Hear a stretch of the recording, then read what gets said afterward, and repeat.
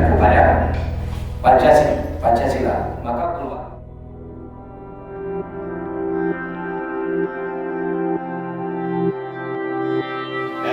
Kamu dari pengurus pusat maupun dari panitia HIS Sembala. Tendanya Allah yang akan membalas pikiran-pikiran kronik kan lebih tentang dengan ini perjuangan yang ada untuk bangsa Aceh.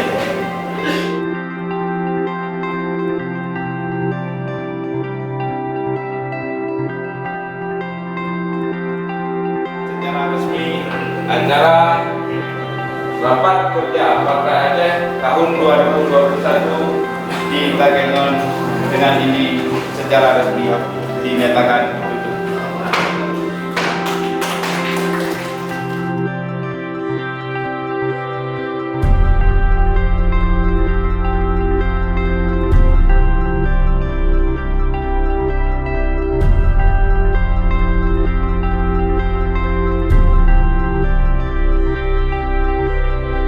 Pada tanggal 1 Agustus 2006, Presiden dan DPR RI telah mensahkan Undang-Undang Republik Indonesia Nomor 11 Tahun 2006 tentang Pemerintah Aceh menjadi salah satu undang-undang sebagai pedoman dalam pelaksanaan kebijakan atau sistem tata cara menjalankan pemerintahan di Aceh yang sudah diatur dalam pasal per pasal.